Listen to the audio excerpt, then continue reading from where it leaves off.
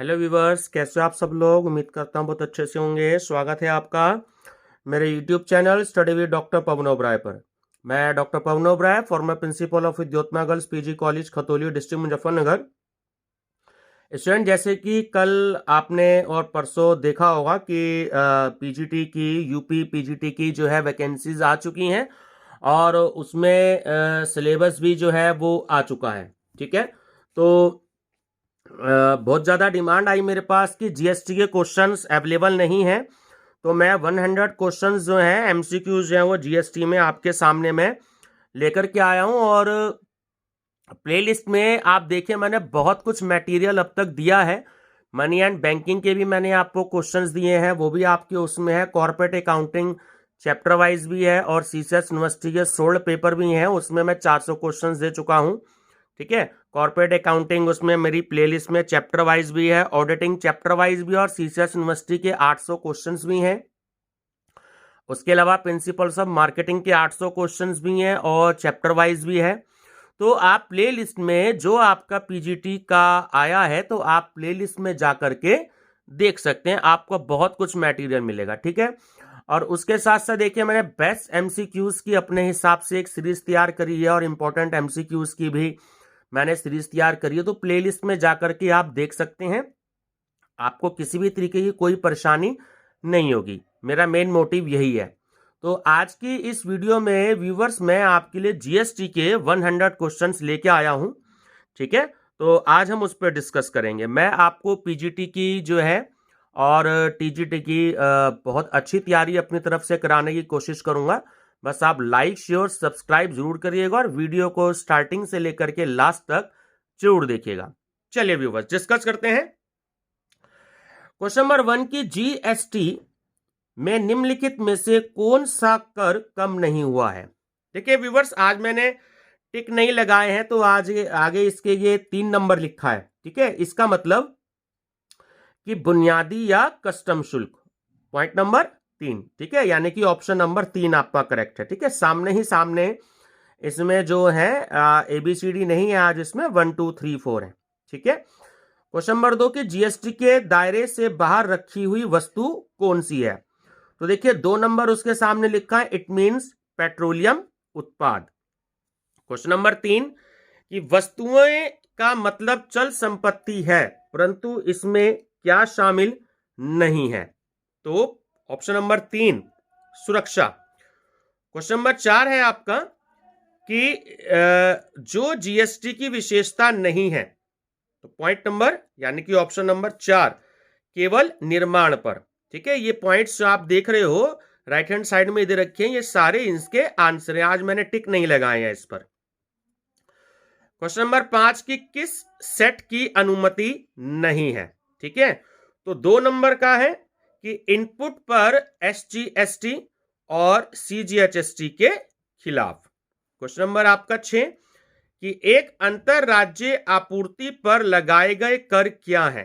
तो अंतरराज्यीय आपूर्ति पर लगाए गए कर हैं, आप जानते भी होंगे। Point number 3, option number 3 correct है कि सीजीएसटी और एसजीएसटी। ठीक है, सी का मतलब सेंट्रल हो गया और एस का मतलब स्टेट हो गया।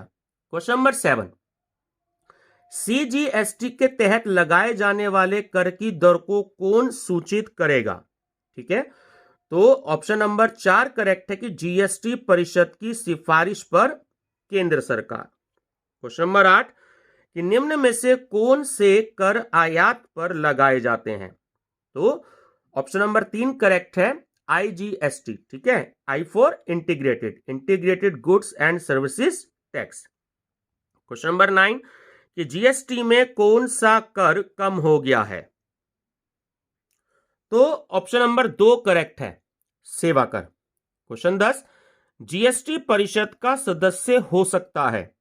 तो ऑप्शन नंबर 1 केंद्रीय वित्त मंत्री। क्वेश्चन 11 जीएसटी परिषद सिफारिशें कर सकता है। देखिए तीनों ही कर सकता है कि जीएसटी से छूट के लिए वस्तुओं व सेवाओं पर, और कर का अधिभार कम करने के लिए। ठीक है, अधिभार मतलब सरचार्ज। और 3 नंबर है कि जीएसटी दर के निर्धारण के लिए। तो पॉइंट नंबर 4 आपका ठीक है, उपयुक्त सभी। क्वेश्चन नंबर है आपका 12 की जीएसटी नेटवर्क स्थापित किया गया है। तो ऑप्शन नंबर 1 करेक्ट है कि जीएसटी के क्रियान्वयन के लिए आईटी बुनियादी ढांचा, ठीक है, संरचना शब्द भी हो सकता है ढांचा की जगह। क्वेश्चन नंबर 13 की जीएसटी नेटवर्क के कार्यों में शामिल है। देखिए तीनों ही हैं, पंजीकरण की सुविधा भी है, जीएसटी की गणना का निपटारा भी है, ठीक है, सेटलमेंट बोलते हैं निपटारा को, और बैंकिंग नेटवर्क के साथ भुगतान विवरण का मिलान। तो ऑप्शन नंबर 4 ठीक है, उपयुक्त सभी, ठीक है। चलिए क्वेश्चन नंबर 14 है कि जीएसटी नेटवर्क की सेवाओं में शामिल है, ठीक है। तो ऑप्शन नंबर 1 करेक्ट है कि वापसी, दाखिला और प्रसंस्करण, इंग्लिश में प्रसंस्करण को हम प्रोसेसिंग बोलते हैं, ठीक है। क्वेश्चन नंबर 15 की ई वे बिल उत्पन्न हुआ। तो आपका इसमें पॉइंट नंबर यानी ऑप्शन नंबर 4 ठीक है कि ई वे बिल उत्पन्न कब होगा, तो जब वस्तुओं का इलेक्ट्रॉनिक रूप से मान्य भुगतान और आपूर्ति के संदर्भ में, ठीक है, या संबंध में, और जब वस्तु का मूल्य 50,000 से अधिक हो, ठीक है। तो ऑप्शन नंबर 4 आपका करेक्ट है, उपयुक्त सभी। क्वेश्चन 16 कि ई वे बिल अनिवार्य होता है। तो ई वे बिल अनिवार्य जब होता है, पॉइंट नंबर 1 करेक्ट है कि जब वस्तु का मूल्य 50,000 रुपए से अधिक हो। चलिए क्वेश्चन नंबर 17 शून्य आपूर्ति में शामिल है। तो देखिए ऑप्शन नंबर 4 ठीक है कि 1 और 2 नंबर का पॉइंट कि माल और सेवाओं का निर्यात और says special economic zone developer को माल व सेवाओं की आपूर्ति। Question 18 says special economic zone इकाई को माल की आपूर्ति, फिल द ब्लैंक, आपूर्तिकर्ताओं के हाथों में माना जाता है। तो ऑप्शन नंबर 3 करेक्ट है कि आपूर्तिकर्ताओं का निर्यात, ठीक है। क्वेश्चन 19 कि जब वस्तुओं का कारोबार एक अपंजीकृत व्यक्ति द्वारा किया जाए तो ई वे बिल बनाया जाएगा। तो ऑप्शन नंबर 3 करेक्ट है कि किसी अन्य के द्वारा, ठीक है। क्वेश्चन नंबर 20 कि आपूर्ति के दायरे में शामिल विभिन्न प्रकार की आपूर्ति क्या है। तो देखिए 3 नंबर करेक्ट है ऑप्शन नंबर की 1 और दोनों नंबर के पॉइंट की विचार के साथ की गई आपूर्ति और विचार किए बिना की गई आपूर्ति, दोनों ही करेक्ट है, ठीक है। क्वेश्चन नंबर 21 की समग्र आपूर्ति और मिश्रित आपूर्ति को अलग करने वाले कारक क्या है। तो ये देखिए इसमें भी ऑप्शन नंबर 3 आपका करेक्ट है कि बंडलिंग की प्रकृति जो कि प्राकृतिक व कृत्रिम है और प्रमुख आपूर्ति का अस्तित्व, तो दोनों ही इसमें ऑप्शन करेक्ट है, ठीक है। तो ऑप्शन नंबर 3 करेक्ट है कि 1 और 2 दोनों। क्वेश्चन 22 की आपूर्ति क्या है जिस पर रिवर्स चार्ज लागू होगा, ठीक है। तो इसमें भी ऑप्शन नंबर 3 आपका करेक्ट है कि दोनों, यानी कि माल या सेवाओं या दोनों की अधिसूचित श्रेणियां और माल या सेवाओं की आंतरिक आपूर्ति या दोनों अपंजीकृत विक्रेता से, ठीक है। ऑप्शन नंबर 3 आपका करेक्ट है। क्वेश्चन 23 कि माल की आपूर्ति के मामले में जीएसटी का भुगतान करने की देयता कब उत्पन्न होती है। तो देखिए तीनों ही पॉइंट्स करेक्ट हैं कि चालान बढ़ाने पर, माल की आपूर्ति के समय और भुगतान की प्राप्ति पर। तो पॉइंट नंबर 4 आपका ठीक है, उपयुक्त सभी। क्वेश्चन 24 की माल की आपूर्ति का समय क्या है। तो देखिए ऑप्शन नंबर 4 करेक्ट है कि 1 और 2 दोनों, यानी कि चालान जारी करने की तारीख और आपूर्तिकर्ता द्वारा विचार प्राप्ति की तिथि, ठीक है। तो आपका ऑप्शन नंबर 4 करेक्ट है। क्वेश्चन 25 की सेवा के प्रावधान की तारीख से 30 दिनों के भीतर चालान जारी किए जाने की सेवा की आपूर्ति का समय क्या है। तो पॉइंट नंबर 4 करेक्ट है, ठीक है, कि 1 और 2 दोनों, मतलब चालान जारी करने की तारीख और जिस तारीख को आपूर्तिकर्ता को भुगतान मिला, ठीक है। चलिए क्वेश्चन नंबर 26 कि आपूर्तिकर्ता द्वारा विचार की प्राप्ति की तिथि कैसे निर्धारित की जाती है। तो इसमें भी देखिए ऑप्शन नंबर 3 आपका करेक्ट है कि 1 और दोनों पॉइंट आएंगे कि जिस तिथि पर खाते में भुगतान की प्राप्ति दर्ज की जाती है और जिस तिथि पर बैंक खाते में भुगतान की रसीद जमा की जाती है। ठीक है। क्वेश्चन नंबर 27 कि निम्नलिखित में से कौन सी आपूर्ति अंतरराज्यीय आपूर्ति है? तो आपका इसमें ऑप्शन नंबर 2 करेक्ट है। ठीक है। क्या है कि कर्नाटक में आपूर्तिकर्ता का स्थान और कर्नाटक में आपूर्तिकर्ता की जगह। ठीक है। ध्यान रखना कौन सी आपूर्ति अंतरराज्यीय पूछ रहा है आपसे, तो इसलिए आपका कर्नाटक में आपूर्तिकर्ता का स्थान और कर्नाटक में आपूर्तिकर्ता की जगह, अंतरराज्यीय की आपसे बात कर रहा है। क्वेश्चन नंबर 28 कि लिफ्ट की स्थापना के मामले में आपूर्ति की जगह है। तो पॉइंट नंबर आपका ऑप्शन नंबर 3 आपका इसमें करेक्ट है कि 3 नंबर की जहां लिफ्ट की स्थापना की जाती है। ठीक है। लिफ्ट की स्थापना के मामले में ध्यान रखिएगा आपूर्ति की जगह वही होगी जहां लिफ्ट की स्थापना की जाती है। क्वेश्चन 29 कि दिल्ली से बेंगलुरु वाया हैदराबाद जाने वाले एक विमान के लिए बोर्ड पर उठाए गए भोजन की आपूर्ति का स्थान क्या होगा? तो ऑप्शन नंबर 1 दिल्ली। ठीक है। क्वेश्चन नंबर 30 कि माल के आयात के मामले में आपूर्तिकर्ता का स्थान क्या है? तो आपका ऑप्शन नंबर 2 करेक्ट है कि आयातक का स्थान। क्वेश्चन 31 सेवा की आपूर्ति की जगह क्या है जहां रेस्टोरेंट ग्राहक के आधार पर खानपान सेवा प्रदान करता है? तो ऑप्शन नंबर 2 आपका करेक्ट है कि ग्राहक, जहां खानपान सेवाएं प्रदान की जाती हैं। क्वेश्चन नंबर 32 पुणे के एक निवासी श्री एक्स एक रिसोर्ट में चेन्नई में स्थित जीएसटी के तहत एक पंजीकृत व्यक्ति होने के नाते निजी सीमित कर्मचारियों के लिए प्रशिक्षण आयोजित करते हैं। तो इस मामले में आपूर्ति की जगह, ठीक है, तो क्योंकि रिसोर्ट कहां है? चेन्नई में है, तो इसलिए ऑप्शन नंबर 1 आपका करेक्ट है, चेन्नई। क्वेश्चन 33 पटना में ग्राहक के लिए मुंबई में स्थित ABC प्राइवेट लिमिटेड द्वारा DTH के लिए सेवा की आपूर्ति का स्थान। तो 2 नंबर आपका ऑप्शन ठीक है, पटना। ठीक है, क्योंकि पटना में ग्राहक के लिए। ठीक है। क्वेश्चन नंबर 34 कि हैदराबाद के श्री एक्स ने अपना खाता वापस नहीं लिया है। वे अपने वीजा उद्देश्य के लिए ABC बैंक से कोलकाता में एक मांग ड्राफ्ट लेते हैं, तो आपूर्ति की जगह है। ठीक है, आपूर्ति की जगह भी कोलकाता ही होगी, आपका ऑप्शन नंबर 2। क्वेश्चन 35 भारत के बाहर AMC सेवा प्रदाता ने एक विमान कंपनी PKR के लिए एक समझौते में प्रवेश किया। सेवा प्रदाता को हम इंग्लिश में सर्विस प्रोवाइडर कहते हैं, विमान में मरम्मत सेवा प्रदान करता है जब यह भारत में था, तो इस मामले में ग्राहक की सेवा है। ठीक है, तो वो आपका ऑप्शन नंबर 2 ही करेक्ट है, भारत। ठीक है, ध्यान रखिएगा, क्योंकि जब यह भारत में था।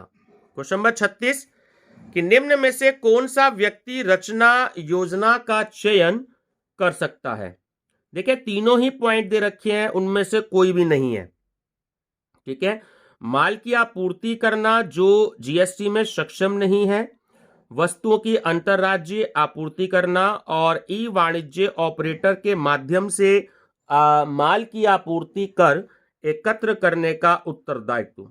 ठीक है, तो पॉइंट नंबर 4 ठीक है आपका, ऑप्शन नंबर 4 की इनमें से कोई नहीं।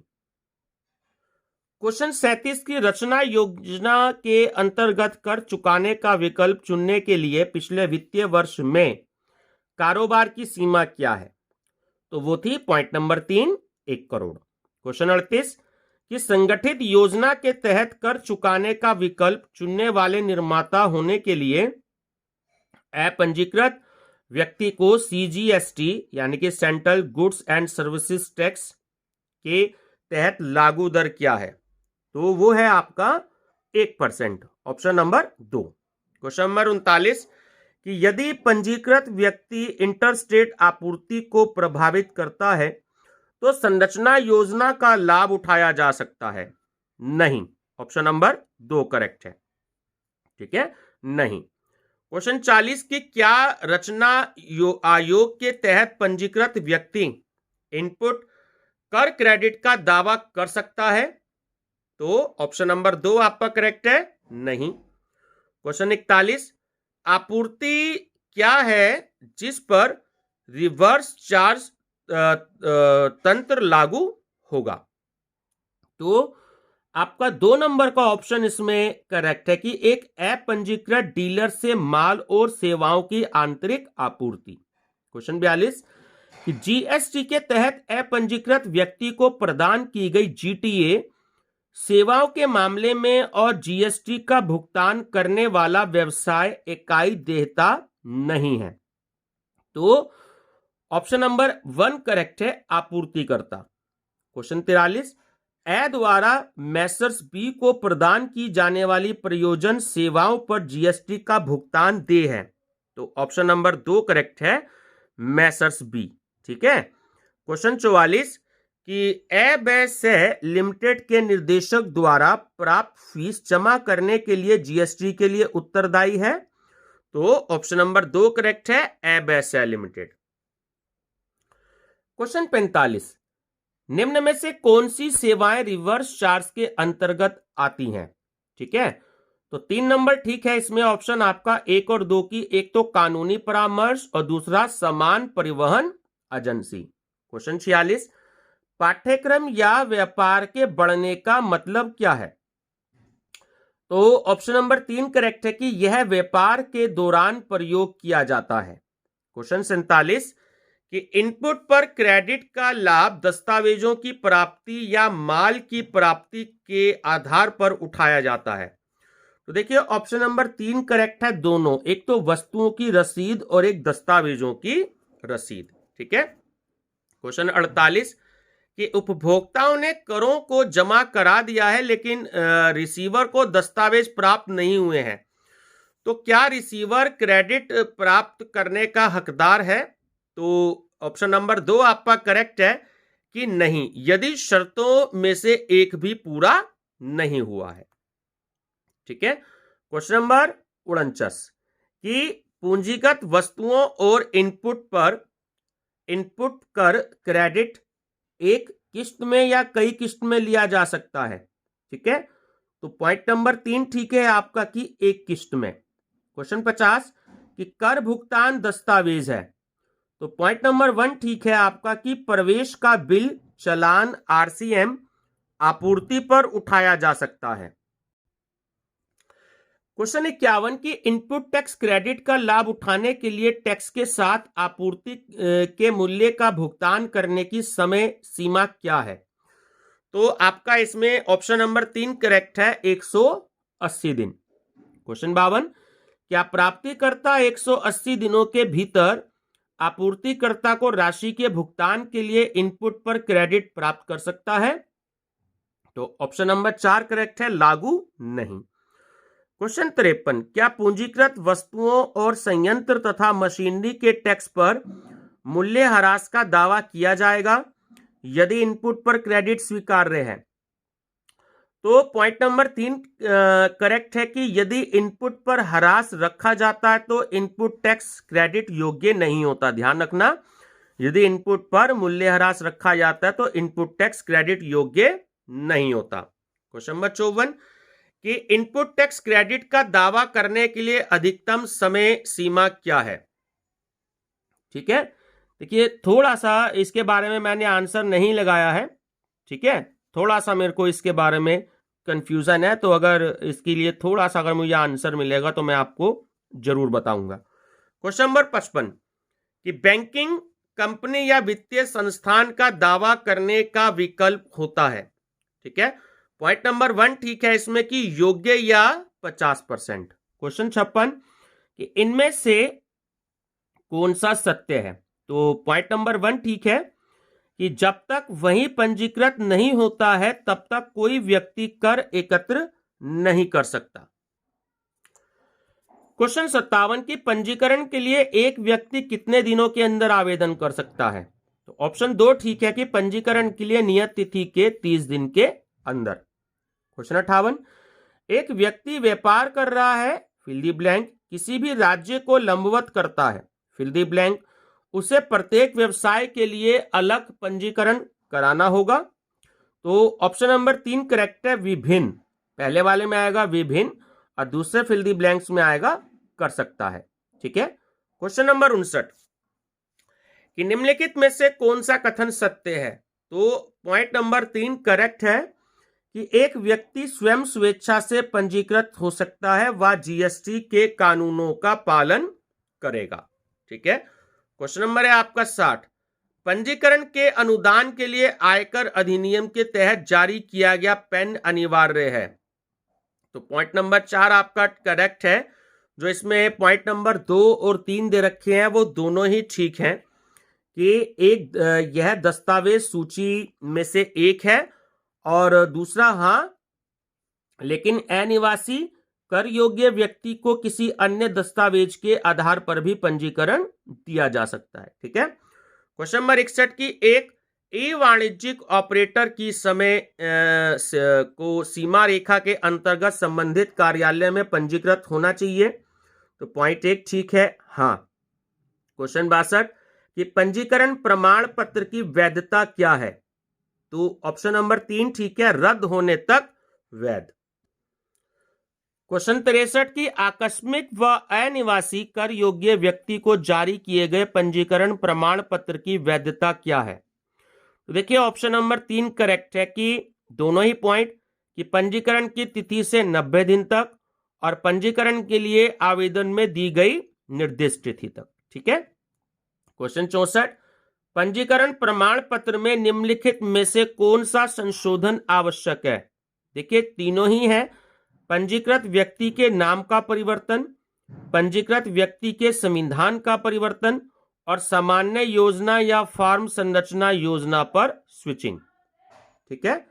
सही नंबर है आपका पॉइंट नंबर 4 उपयुक्त सही ऑप्शन है, उपयुक्त सभी। क्वेश्चन 65, स्वेच्छा से पंजीकृत व्यक्ति का पंजीकरण कब रद्द हो सकता है?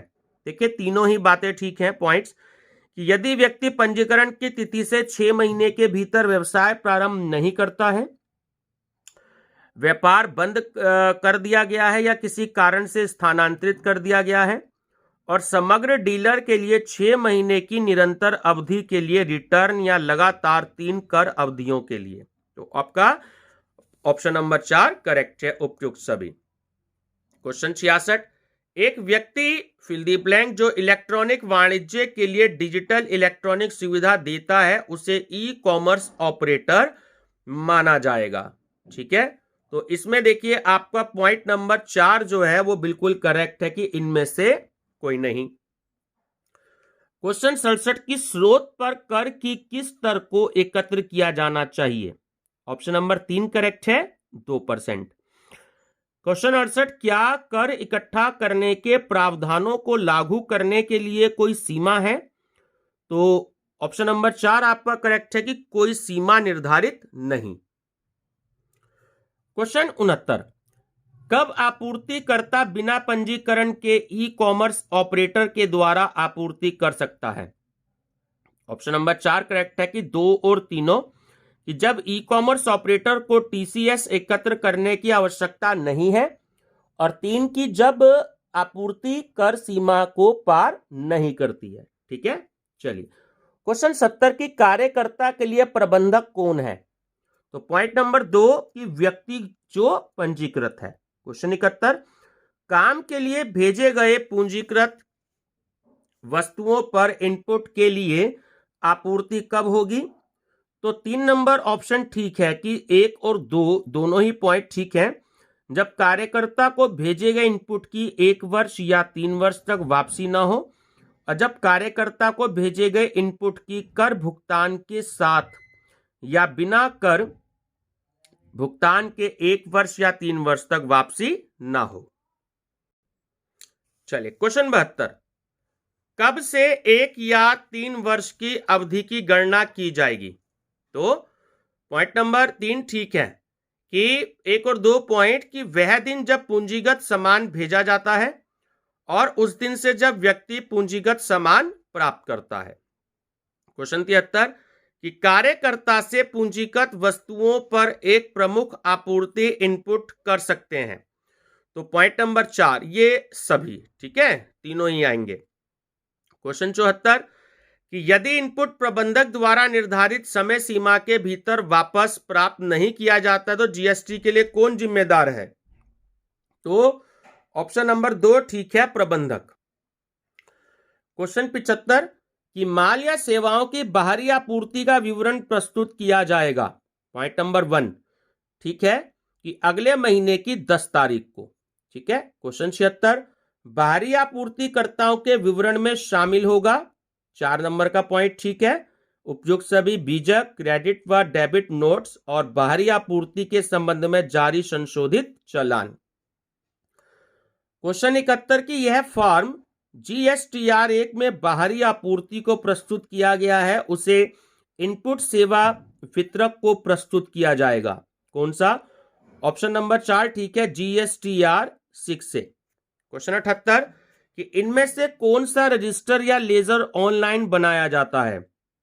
देखिए चारों ही बनाए जाते हैं। ऑप्शन नंबर 4 ठीक है, कर देयता रजिस्टर, क्रेडिट लेजर और 3 नंबर नकद खाता धारक। क्वेश्चन 79 कि इलेक्ट्रॉनिक नकद खाता धारक में जमा की तारीख मानी जाती है। तो ऑप्शन नंबर 3 ठीक है इसमें कि सरकार के खाते में क्रेडिट की तारीख।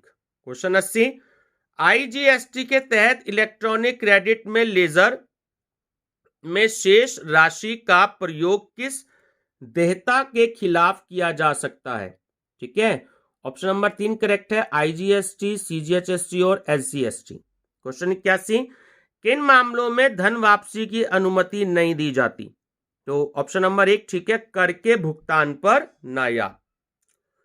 क्वेश्चन 82 वह बिल जो आपूर्तिकर्ता को अंतरराज्यीय और अंतरराज्य मामले में जारी किया जा सकता है।